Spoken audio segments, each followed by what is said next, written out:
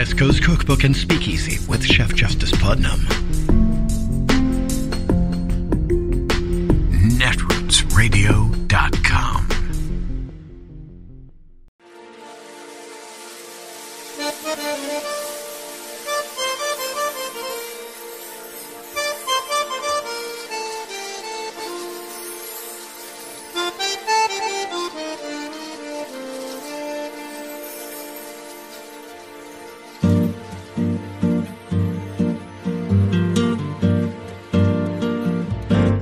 Je voudrais du soleil vert, des dentelles et des théières, des photos de bord de mer, dans mon jardin d'hiver. Je voudrais de la lumière, comme en Nouvelle-Angleterre. Je veux changer d'atmosphère, dans mon jardin d'hiver. Ma fleur sous la pluie de novembre, tes mains qui courent, je n'en peux plus de t'attendre. Les années passent, qu'il est loin, là je tombe. Nul ne peut nous entendre. Je voudrais du Fred Astaire, revoir un latte. In the most practical, simple terms, what we know is this.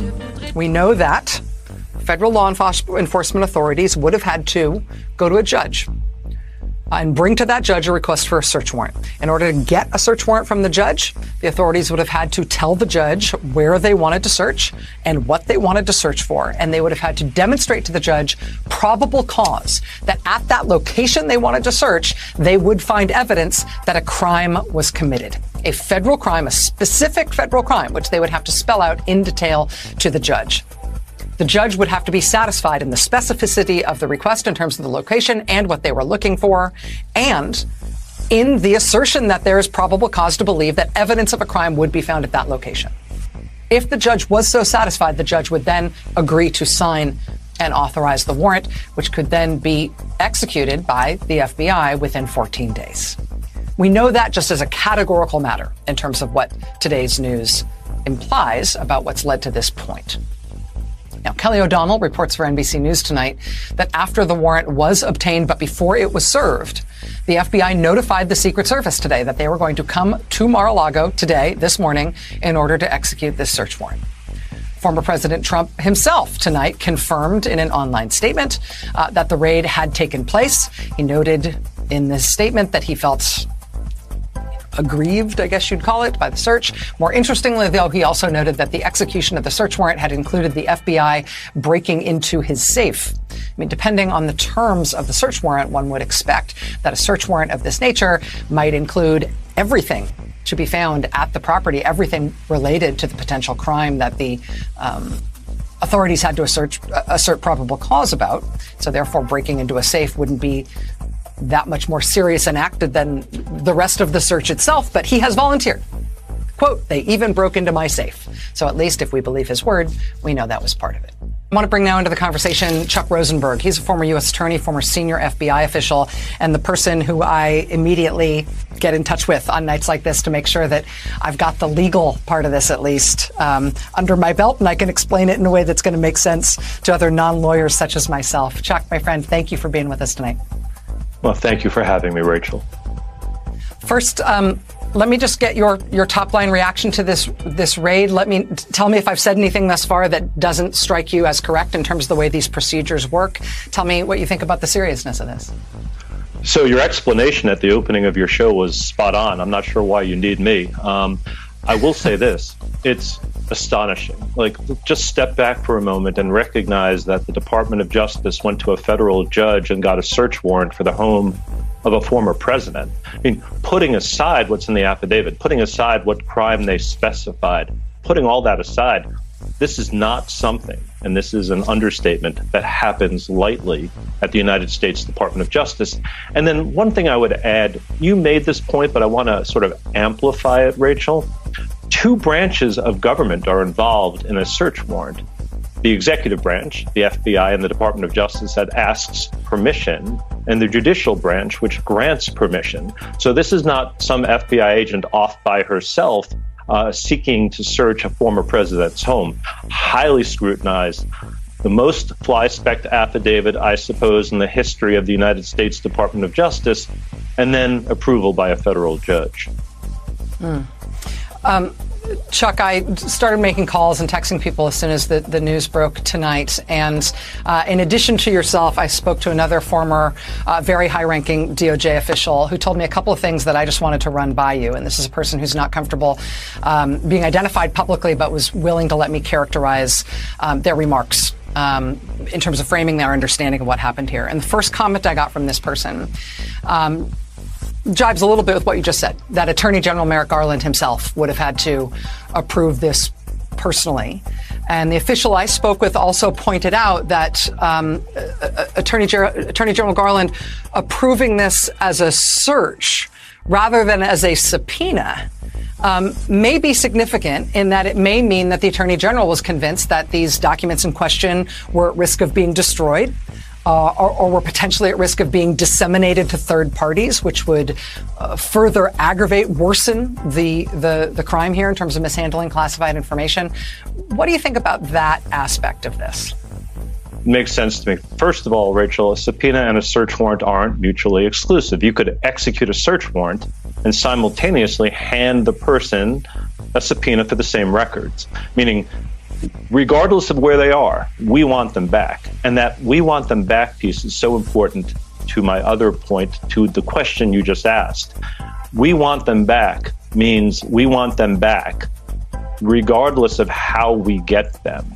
And if we have to get a search warrant to get them back, then so be it. If you don't trust the person with a subpoena, because a subpoena simply says, hey, Rachel, here's a subpoena for your stuff. When you get around to it, or at least by the date that the grand jury is meeting, give us the stuff. There's indicia of trust, right? You may be under investigation, but we're allowing you to give it to us on your timetable. That doesn't happen in a search warrant. We need this stuff. We want this stuff. The fact that this stuff is out there can do grave damage to the national security of the United States. We're not just going to ask you for it. We're going to take it. And so that's a very big deal. So subpoenas and search warrants are not mutually exclusive, but a search warrant is the most serious way that the Department of Justice and the FBI can get back something that it needs or wants. And again, has to be authorized by a federal judge. It's a very big deal. And Chuck, if the New York Times reporting is correct that this is about the classified documents, the alleged mishandling of classified documents reported by the Washington Post, reported as a grand jury matter by the New York Times back in May, if that is the basis for this search warrant, number one, if the search warrant turns up evidence of other crimes, what happens to that information? Is that also equally sort of in the possession and usable by the Justice Department? But also, is it unusual that for the specific crime of mishandling classified information, you would see a tactic as aggressive as a search warrant as opposed to just a subpoena? You would see a raid of this magnitude. You would see a former president not afforded, informal deference for less intrusive means. Mishandling classified information does get prosecuted, but does it get prosecuted in ways like this? Yes, and yes. So mishandling classified information, retaining classified information, at its worst, transmitting classified information with the intent to harm the national security of the United States. All of those are felonies. All of those are crimes, some more serious than others. But if you don't trust someone to give you the stuff, then the way you get it back is through a search warrant. That's what's so astonishing here. The former president of the United States couldn't be trusted to return it simply with a subpoena. And so to your earlier point, Merrick Garland, who had to be involved in this, it would be remarkable if he were not, had to sign off on a search warrant to go take the stuff. Listen, I handled very classified information, highly classified matters. Lots of stuff in the federal government are overclassified, but there are crown jewels. And if those crown jewels get out and in the wrong hands, they can do grave damage to the national security of the United States. And so if you don't trust someone to return it, Rachel, what do? You ask a federal judge for permission to go take it. Chuck, if I mentioned that in the case of this former president, and it almost feels hyperbolic to say, but I mean it literally, when hearing about the raid by the FBI on his home, you don't automatically know which federal grand jury investigation it might pertain to, because he does appear to be potentially implicated in multiple investigations of multiple potential crimes, at least 3 of which are under separate federal grand jury investigations that have been reported in the press. Given the January 6th adjacent investigations, for example, if this search warrant was effectuated about the classified documents investigation, but it turned up material related to other matters for which the president is potentially under federal investigation as well, are those considered to be properly collected by the Justice Department? Do those have to be handed back? Is that sort of fair game if they come across things that's evidence of crimes for which evidence of crimes that weren't the crime that they went to that federal judge to get this warrant for today? Yeah, it's a great question, and I apologize to you for making you ask me twice. I failed to answer it previously. So yes, if you are lawfully present in the home, and you are because a judge authorized the search warrant, and you're lawfully taking documents because it's listed in the search warrant as being potential evidence of the crime that you're investigating, then sure, it's all fair game. There are a number of doctrines that apply once you're lawfully in a home. Plain view would be one of them. Now, this is an outlandish example, but if they saw a sawed-off shotgun or meth on the kitchen table in distribution amounts, you can seize it because it's in plain view. But more reasonably and more rationally, if you find other documents that lead you to other investigations or avenues, and they're lawfully seized by lawfully present agents, yes, Rachel, fair game. It is Tuesday, the 9th of August of 2022, and you are in West Coast Cookbook and Speakeasy. I am your chef de cuisine, Justice Putnam. Gunner the English Bulldog is our snoozing sous chef, and our daily special is Tarrytown Chowder Tuesdays. A small scant dash, a mere pinch of hot smoked Hungarian paprika will make all the difference in the world. It always has. And it always will, because that's how the spice trade works. Speaking of spice, Donald Trump got caught with stolen classified docs. Yeah, they used to frog march those kinds of people to you-know-where. Uh-huh. Well, first he's got to go through a trial. All right. I love how the immediate response from the maggot wing of the Republican Party, which is pretty much the Republican Party, let's just put it that way. I'd call them Nazis, but people would get the wrong idea. Yeah, I know. Okay, so the maggots immediately went into this response of, okay, we're at the Rubicon, and now it's civil war. And then after that, then they started attacking what they think is the substance of all of this. Oh, they weaponized our law enforcement. Oh, really? Like, what did you guys do when you were in power just last? Give me a break. They're whining like, oh, they're using the DOJ to go after their political opponents. Decisions are supposed to be made at the ballot box. Yeah. Tell it to me, you seditious insurgent. You didn't like the results of the election, so you tried to violently overthrow the government of the United States of America. All right? So you guys have no foot to stand on, Kevin. So I guess maybe we could say it's still up in the air because no one has released what was in the search warrant. And Trump has that. He has a copy. He could put that online and let us all know what a terrible travesty of justice this is.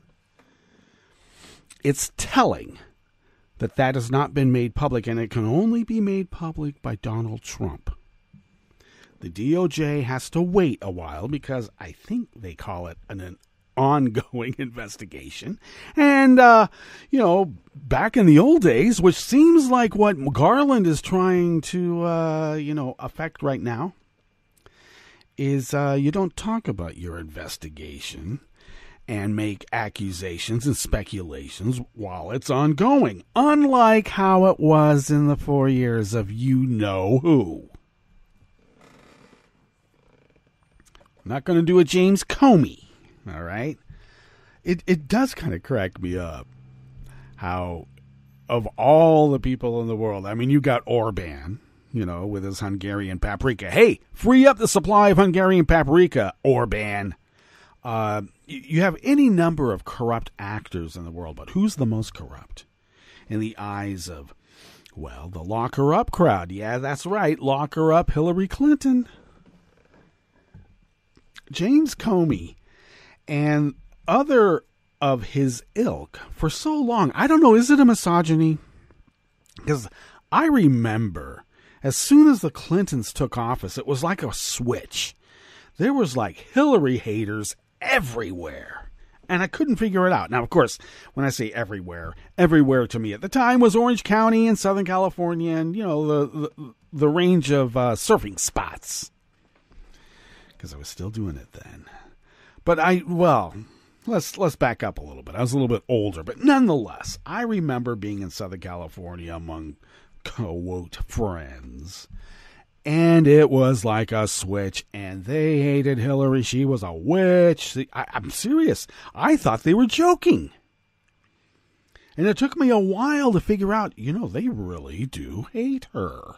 And I couldn't figure out why, other than the fact that, she sat on the Watergate investigative committee, and this is all get back, which is exactly what's happened with Trump. It was all get back for Watergate. All of the old actors, who were still around, like Roger Stone and others, Manafort and others, they created their company in response to what happened to them in Watergate.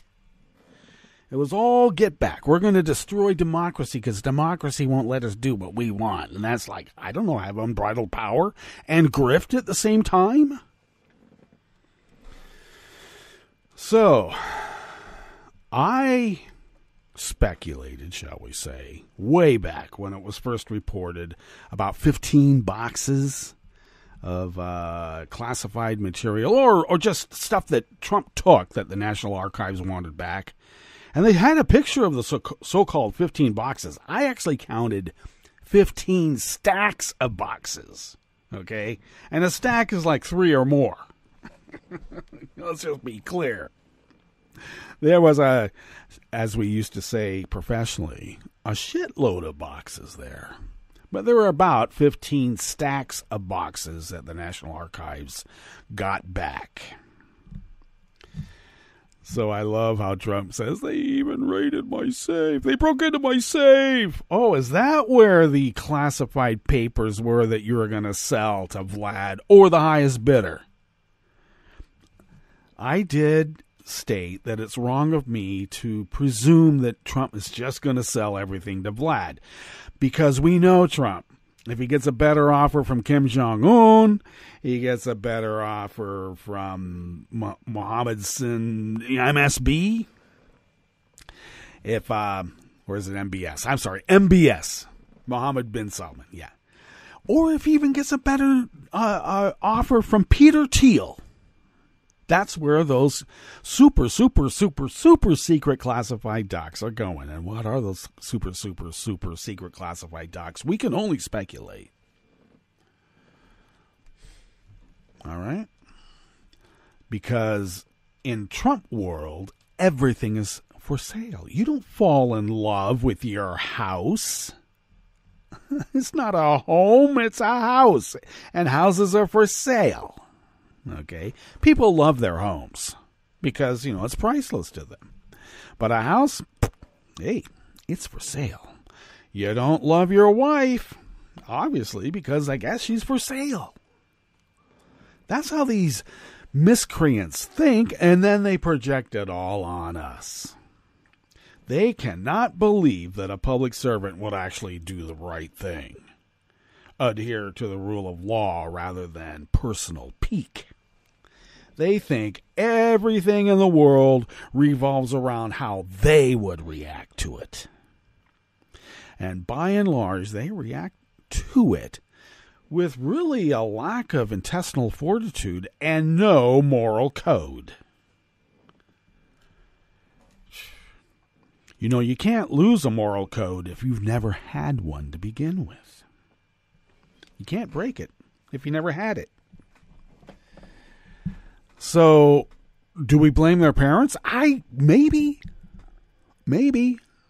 Who was it that said, we can't have civics taught in the schools? That's too divisive. It takes too much time. Jesus Christ. Go out on the street and say, hey, what do you think this is? Handing them a copy of the Bill of Rights. And the first thing that comes out of the mouths of about 5 out of 7, or whatever the number was, when they would do these surveys, they would call the Bill of Rights something that the communists wrote. This was back when we were little kids. Back in, real little kids before we started school, they were purporting that, oh yeah, this is a communist manifesto. It was the Bill of Rights. They know the under God part of the Pledge of Allegiance, but they don't know basic parts of the Bill of Rights.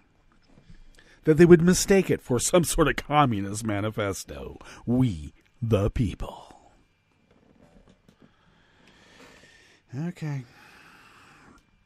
So now they're going to go to war. Oh my God, the right-wing forums were just filled with the Rubicon has been crossed. They're just itching to kill people. They want to kill people. They haven't been amassing these kinds of armaments because they want to go hunting for caribou. Please.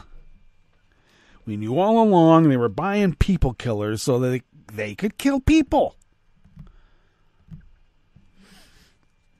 It is astounding that even when we knew that Trump got put into office in 2016 with help from Vlad, we didn't take to the streets. We didn't try to violently overthrow the government. We went to court and we went to the ballot box like good Americans. What's the first thing out of these seditious insurgents' mouths? Yeah, they got kill lists. Yeah, I look up and down where I live. I'm prepared. Okay, for any of you out there, if we suddenly go dark, could be a number of things, and maybe I fell over from a heart attack. I supposedly have a very strong heart. Anything could happen. In terms of our bodies these days, geez. Or there's some emergency with my mom that I've had to attend to, but generally I'd have enough time to be able to at least text, give you a little heads up on Twitter. But if I go completely dark, and the station has no programming except on the appointed clock time, the hours that come up when live shows come on, the live feeds, yeah, it might be something bad. Could be. But I'm prepared. Just letting you know. Not like I'm going to have any sort of bunker. But anything could happen. This isn't the first time. This isn't my first rodeo in dealing with, idiots with kill lists.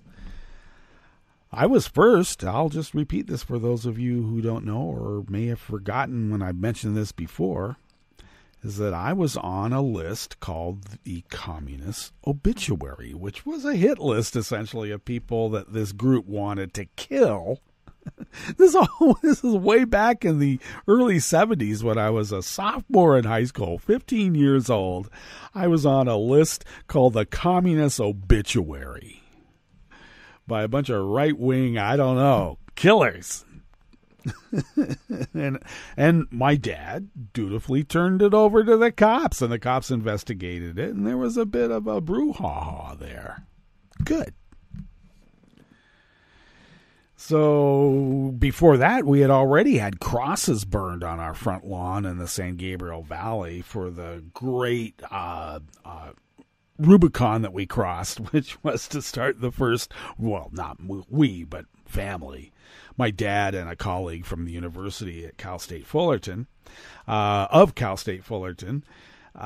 began or organized and started the first ACLU chapter in the San Gabriel Valley of Southern California. And for that great misdeed, we had crosses burned on our front lawn, flaming bags of dog shit at the front door to stomp out. I mean, any number of just these petty harassments. I love the burning cross, though, was a good one. Because, I don't know, it kind of harkened a little bit of a intent, shall we say, trying to give us a message. Well, being a kid, I didn't really see that as, I had nothing to go on. I didn't know how to value that as being scary or not scary. I thought it was a spectacle. I knew about, tangentially, of course, what it meant in the South. I was aware of that. It riled me a bit, shall we say. It made me aware of the extent what humans can do to other humans, and I hadn't really quite experienced what we do to each other in, I don't know, prison settings or, torture rooms, right? That was for a couple of years later, and I pondered that. And then, later on, you watch a David Lynch movie and you see the insect world through that moving camera that goes into the grass, and you see these bugs battling it out over an ear, a human ear. And you go, my God, is this what existence is? Yes, it is. And the whole idea about having enough, I don't know, cellular structure and cooperation among those cells to visit the stars, and we have to burden ourselves with the petty larceny of petty dictators like Donald Trump. They're going to go to a war over Donald Trump stealing classified material to sell to the highest bidder. This is not weaponizing the DOJ. This is like, man, this is a little scary because maybe the DOJ took a little too long. I still want to know what Trump gave Lavrov when they were doing the, and Kislyak, when they were doing the jig in the Oval Office. I want to know that. I want to know what happened in Helsinki between Vlad and Putin when, I don't know, maybe we can find out from the Russian media because they were allowed to stay there. Though I have to admit, there was a point where even they were told to leave the room. And Trump and Vlad had a little private tete-a-tete. I want to know what was passed on then. All right? Trump didn't have any cash, but he had a product to sell. He needs to pay off these Russian mob loans that he owes. I mean, anybody who knows how mobsters work, Trump is in that world. He didn't get money for those Atlantic casinos from just anybody when the Sicilian mob in New York said, "We're cutting you off, Danny." The Russian mob, they're I gotta say, they have, shall we say, a different moral code. All right? And if you think Ivana conveniently falling down a flight of stairs and not hitting her head at all, just, I don't know, bruising in her abdomen, give me a break. You thought that wasn't a message. That was convenient with a trademark on convenient. I'm trademarking that, yeah. I need to start making some money off of stuff. Not mine. That's not how it works in today's go-go world, okay? Jeez. I kid. But anyway, Oh, look at the time. I better, you know what? This is historic about Trump's abode being searched. Not raided. It was a search. Okay, and no one trusts Trump to, just give up the documents. We read the Mueller report. Mueller said, of course, he had contact with the Russians. They probably helped, but he obstructed and destroyed evidence. I couldn't, gather it all in the amount of time I had before Barr shut me down. Okay, that's what was in the Mueller report. And I guess Garland has read it too, and he's filling in the gaps. All right, starting off here in the Bistro Cafe of West Coast Cookbook and Speakeasy, the Biden administration announced the Remain in Mexico policy is over. California's last nuke plant might run just a little longer, and 2 militia members face a new trial over a scheme to kidnap and execute Michigan Governor Gretchen Whitmer. After the break, we move to the chef's table, where the Greek prime minister said he was unaware that the country's intelligence service had been bugging an opposition politician's mobile phone for 3 months. And France is in the midst of a 4th heat wave amid an historic drought. All that and more on West Coast Cookbook and Speakeasy. Bon appetit.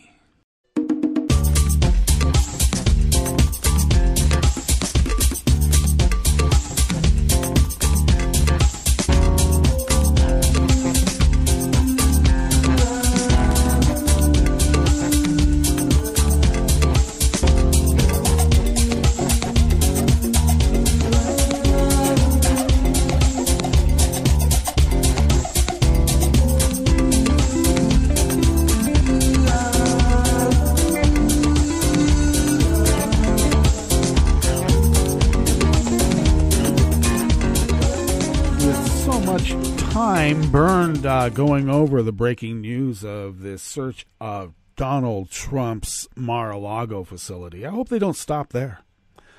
We are going to forego the usuals and tuck into this first offering here in the Bistro Cafe of West Coast Cookbook and Speakeasy.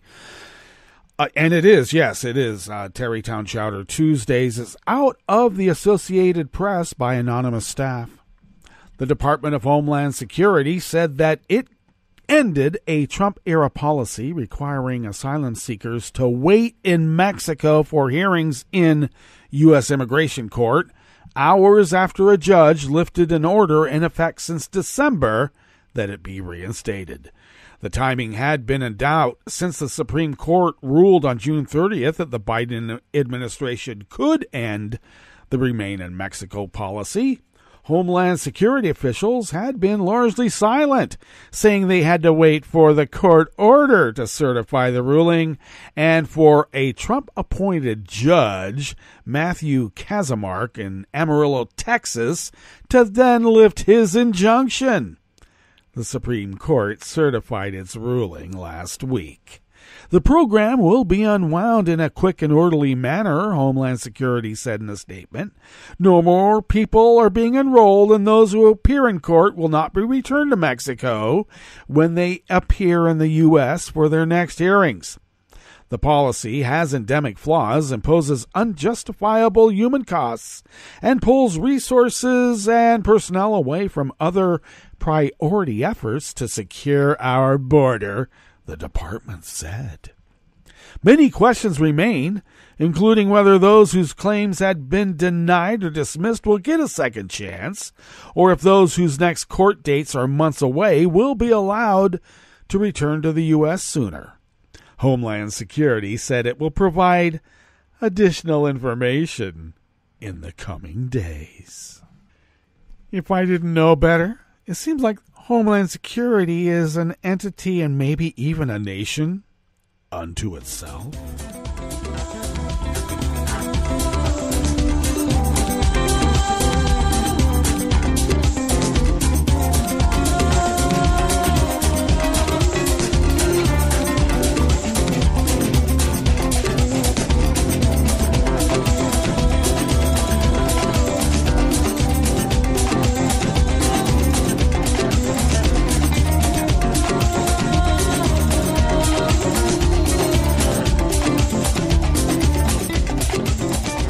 Michael R. Blood of the Associated Press brings us this next offering here in the Bistro Cafe of West Coast Cookbook and Speakeasy.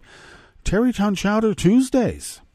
An aggressive push toward renewable energy has run headlong into anxiety over keeping the lights on in California, where the largest utility is considering whether to extend the lifespan of the state's last operating nuclear power plant.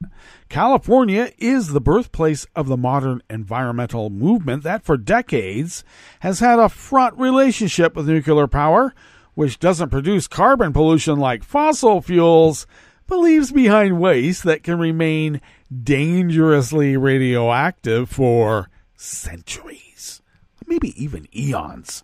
Now, environmentalists find themselves at odds with someone they usually see as an ally, Democratic Governor Gavin Newsom. Oh, really? They're just now finding out.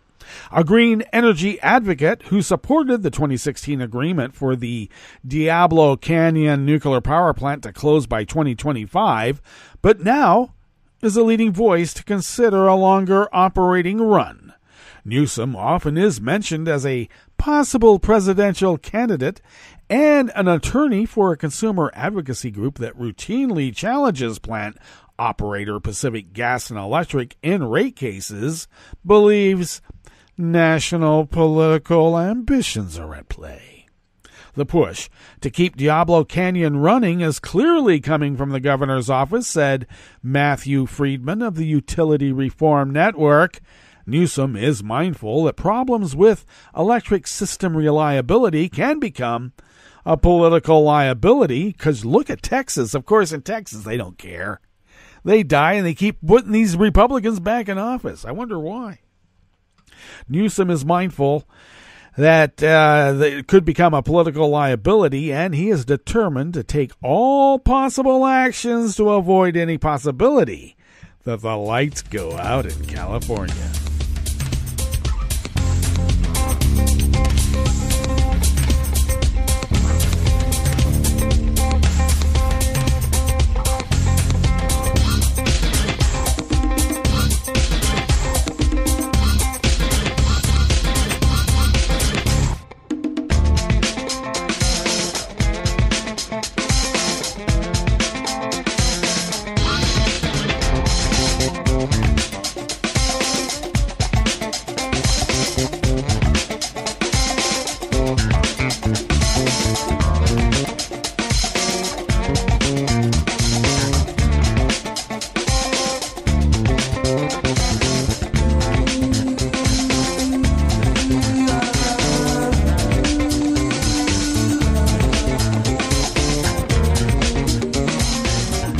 Of the AP brings us this final offering here on the Bistro Cafe of West Coast Cookbook and Speakeasy.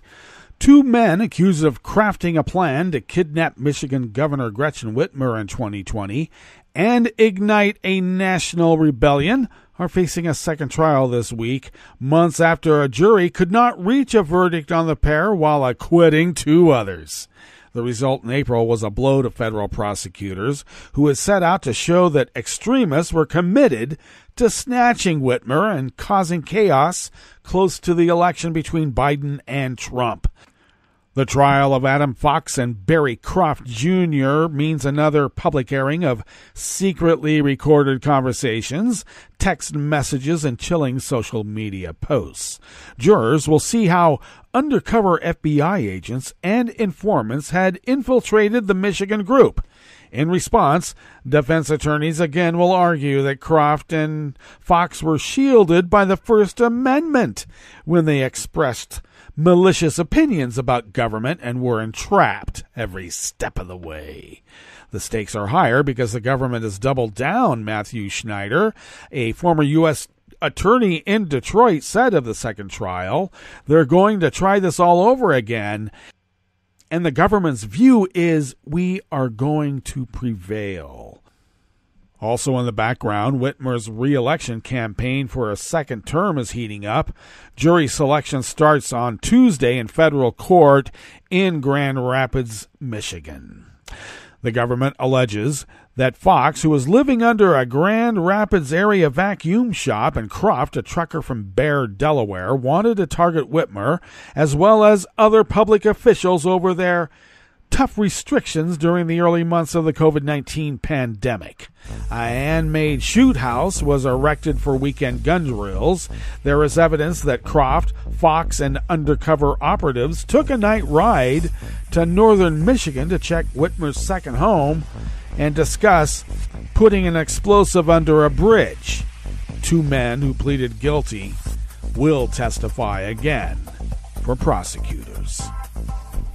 Well, that brings us to our break, and when we get back from that break, we will go through weather from around the world, and we will finish up with the stories that we have curated for you today.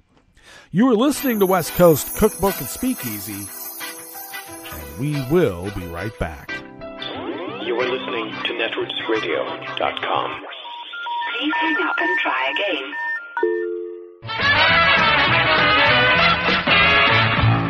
From a point at sea to the circles of your mind, a new force is at work for planetary transformation. New radio for a new Earth.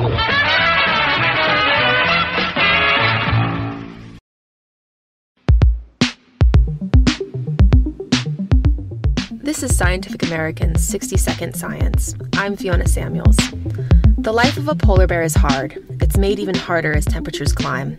The bears of the north largely depend on sea ice to survive, hunting seals that take a breath through gaps in the ice. For most bears, their feeding opportunities disappear as sheets of ice melt. Now, researchers have identified a new subpopulation of polar bears that may be able to survive longer thanks to their ability to use glacial ice as a sea ice alternative. Well, I've been working on polar bears for about 15 years, and this particular study was just really a wholly unexpected finding that came out of a much larger survey of polar bears along the east coast of Greenland. That's Kristen Lydra, a marine biologist at the University of Washington in Seattle, who was part of the team of scientists who spent years tracking polar bears in Greenland. They recently published their surprising findings in a paper in Science. We lay out the evidence for a previously undocumented and highly isolated subpopulation of polar bears living on the southeast coast of Greenland. We knew you could find polar bears in that area, but we just didn't think there were that many because it's not really a place you'd expect a lot of bears or bears to be able to persist for very long. Basically, the area wasn't expected to be particularly bear-friendly because it goes long periods of time without sea ice. Generally, polar bears will starve if there are more than 100 sea ice-free days during the year because they primarily rely on sea ice to hunt for seals and other prey. But these bears can supplement the sea ice-free days with glacial ice. We realized that this glacial ice was essentially supporting an isolated population. So it wasn't just they were using it, opportunistically. It was that the only way these bears would live in this isolated place and be isolated for hundreds of years with such a short sea ice season is to take advantage of this glacial ice and really rely on it for survival. This adaptation may help these polar bears hang on longer than their distant neighbors who rely on sea ice. It's a hopeful story in the sense we found this new group of bears. We didn't know about them. They add this genetic diversity. It has to also be presented in the context of the whole Arctic and what we see we're headed for. And, the fact that all polar bears don't have this option and most don't. As climate change brings us closer to an ice-free Arctic, this group of polar bears may help scientists understand how the species might persist. Those that persist might look a lot like this subpopulation, living in similar environmental pockets. If we can monitor these bears for the next 10, 20, 30 years, we're going to learn a lot about how they do in an Arctic that continues to warm. But in the end, saving polar bears really comes down to one thing.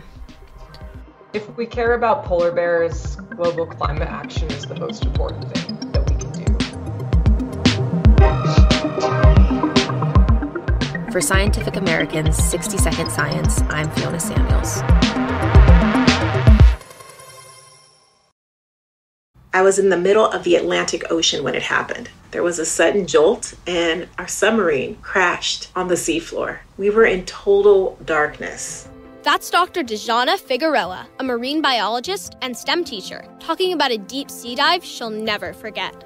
It's funny, when I was a kid, I was afraid of the ocean, and there I was, 2 miles below the surface. But as a scientist, you prepare for that. Using our training and a little creativity, we fixed the sub and finished our experiments. The dive was just too important. Every dive gives us glimpses at things few people ever get to see. Glowing creatures, fiery undersea volcanoes. When we got back to the surface, I kissed the ground and called my mom, of course. But you know what? I wouldn't trade that dive for anything. Dr. Figueroa uses her passion for STEM to discover new things and make the world a better place. She can STEM, so can you. Check out She Can STEM for more stories and inspiration. A message from the Ad Council. Hi, it's Tom. Could we humbly suggest your donation to netrootsradio.com? All we've got to run this 24-hour powerhouse of progressive resistance radio is what comes out of our own wallets. And you are our biggest donor. And it doesn't take much, $3, $5. Just go to the bottom of our netrootsradio.com page and hit our secure donate button. Heck, you can even make a recurring contribution. So donate what you'd like at the bottom of our netrootsradio.com's homepage. Because you are our biggest donor. netrootsradio.com. Together, we are Resistance Radio.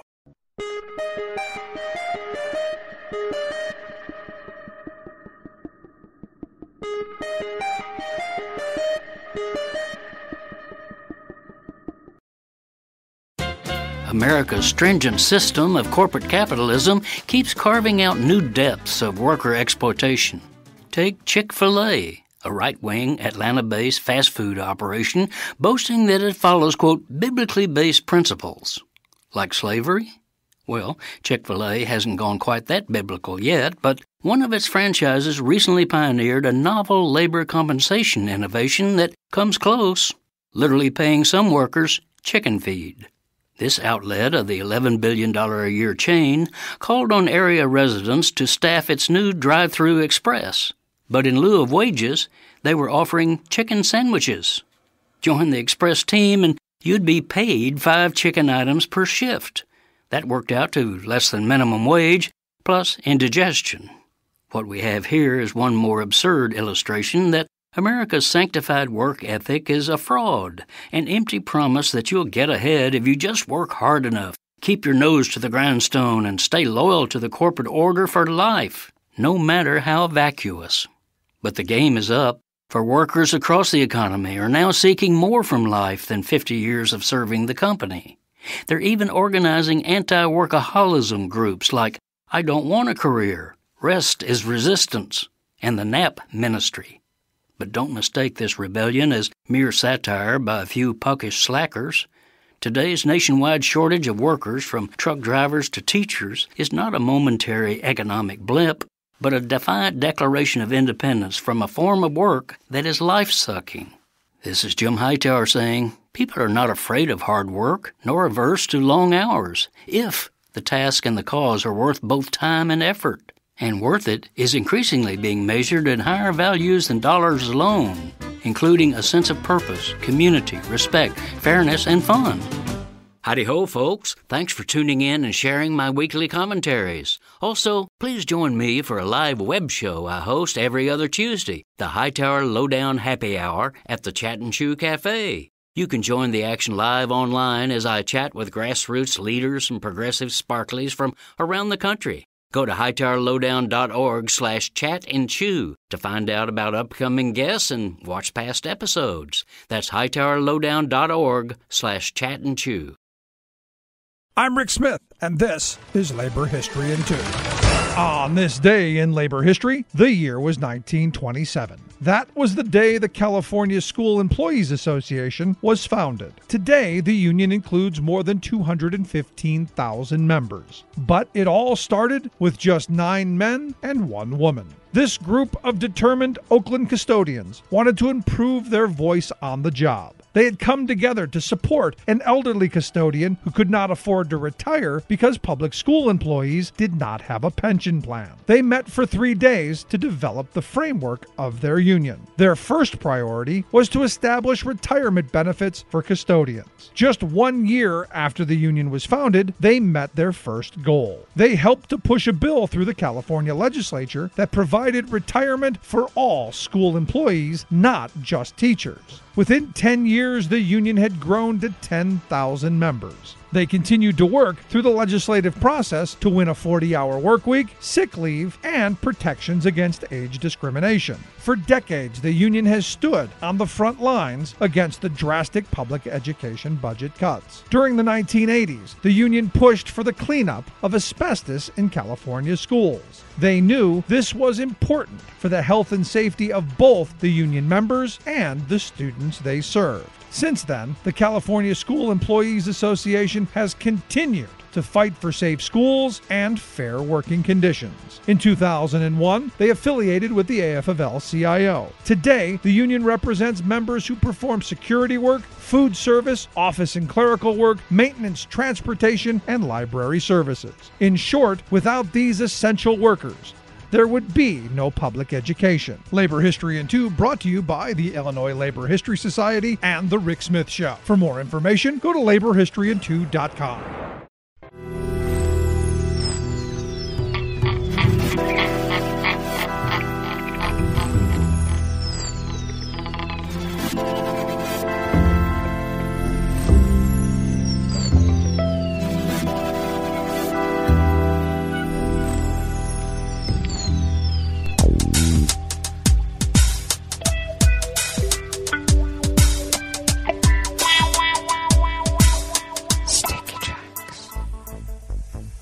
Thank you for accompanying us here to the chef's table at West Coast Cookbook and Speakeasy Tarrytown Chowder Tuesdays.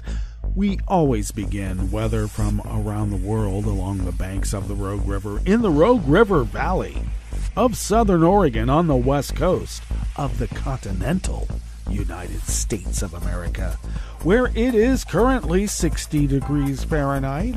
We're expecting highs once again in the mid-90s, though yesterday got up to 100.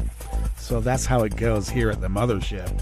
Anyway, should have plentiful sunshine with winds out of the west-northwest at a brisk 10 to 15 miles per hour. Clear skies overnight. And winds will be out of the west at 10 to 15 miles per hour. Lows in the upper 50s. Oh, good. And then mainly sunny tomorrow with highs in the upper 80s. What? With winds out of the west at 5 to 10 miles per hour. Well, upper 80s might need the proverbial sweater. Might. Okay, looks like we have not had an update on coronavirus infections in Jackson County in the southern part of Oregon, which now stands at 489,075 confirmed cases, and we stand at 562 deceased. Should get an update Wednesday, Thursday. We'll see. Grass pollen is rated as moderate right outside the window of the mothership here in Rogue River, and the air quality index for the region is in the moderate range at 53 parts per million, and that daytime UV index is at level 8, which is very high. Barometric pressure is holding steady at 29.94 inches. Visibility is up to 10 miles, and relative humidity is at 85%. Weather from around the world is brought to you by a crowd of crowdsourced weather stations that a crowd crowdsources from around the world. London is 81 degrees and sunny. Paris is 88 and sunny. Rome is 73 and partly cloudy with a thunderstorm advisory that could impact critical electrical infrastructure. Kyiv is 71 and cloudy. Kabul is 75 and clear. Hong Kong is 80 degrees with heavy rain showers. Tokyo is 85 and partly cloudy. Sydney, Australia is 50 degrees and mostly cloudy.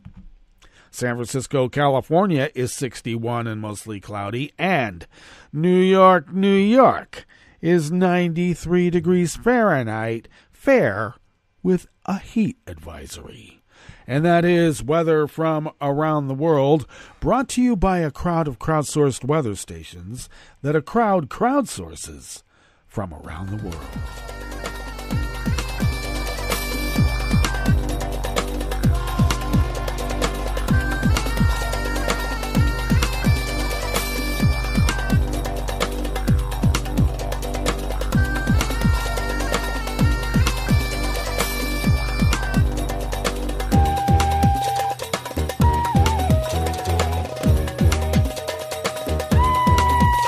Helena Becca-Torres of the Associated Press brings us this first amuse-bouche here at the Chef's Table at West Coast Cookbook and Speakeasy Tarrytown Chowder Tuesdays. Greece's prime minister said he was unaware that the country's intelligence service had been bugging an opposition politician's mobile phone for 3 months, insisting he would not have allowed it had he known. Kyriakos Mitsotakis, who faces elections next year, made the remarks in a televised address to the nation 3 days after a wiretapping scandal led to the resignations of the head of the National Intelligence Service and the General Secretary of the Prime Minister's office. What happened might have been in accordance with the letter of the law, but it was wrong, the Prime Minister said. I don't know about it, and obviously I would never have allowed it. The National Intelligence Service, known by its acronym EYP, answers directly to the Prime Minister's office, a change Mitsotakis brought about himself after winning the 2019 elections. In April, Greek financial journalist Thanasis Koukakis said he had been notified by digital rights group Citizen Lab that his phone had been the target of surveillance by Predator software from July to September of 2021. The government has denied it uses Predator software, and the Prime Minister did not mention the journalist in his Monday address.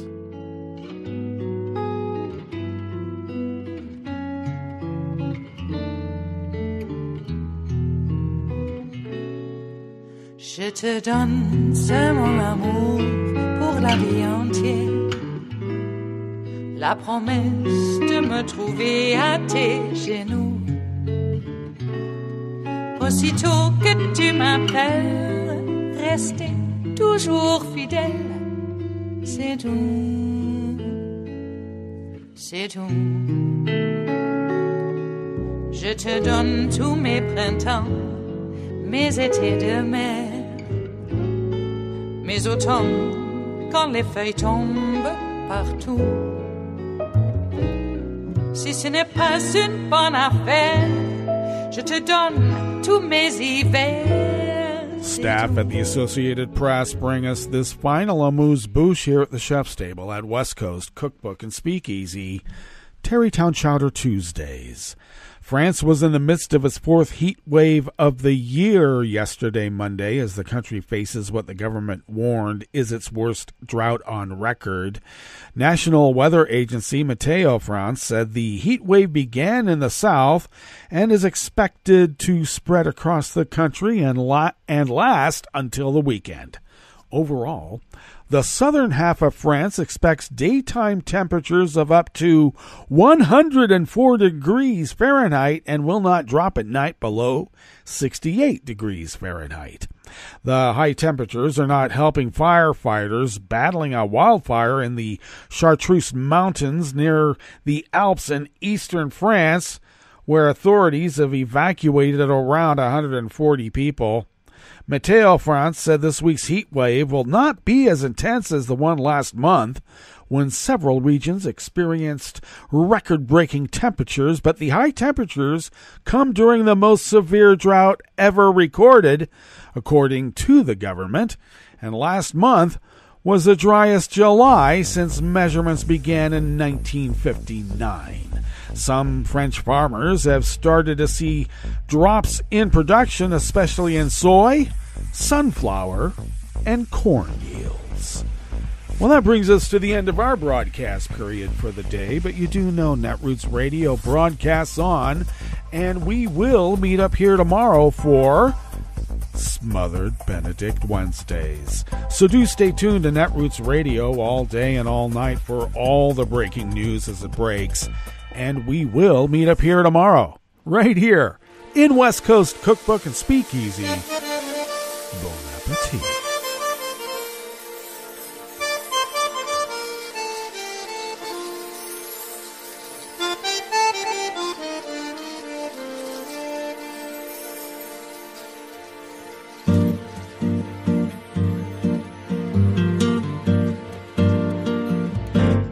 Je voudrais du soleil vert, des dentelles et des théières, des photos de bord de mer, dans mon jardin d'hiver.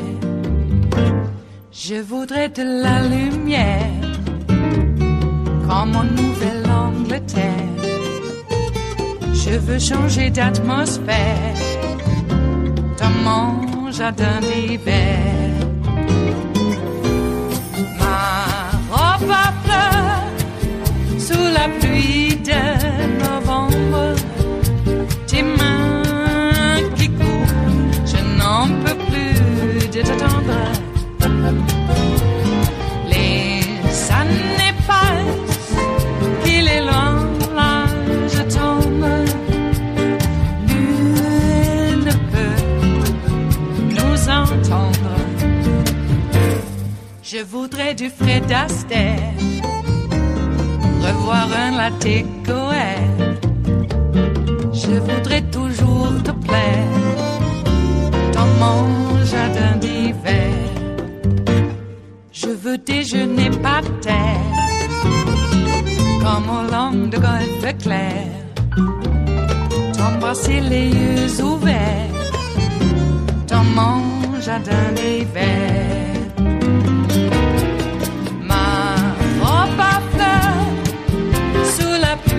De novembre, tes mains qui courent, je n'en peux plus de t'attendre.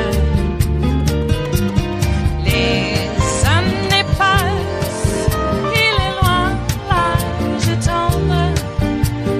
Nul ne peut nous entendre.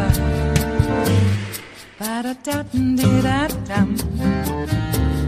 Ba-da-da-dum-di-da-dum. Ba-da-da-dum-di-da-dum. Dans mon jardin d'hiver. Ba-da-da-dum-di-da-dum.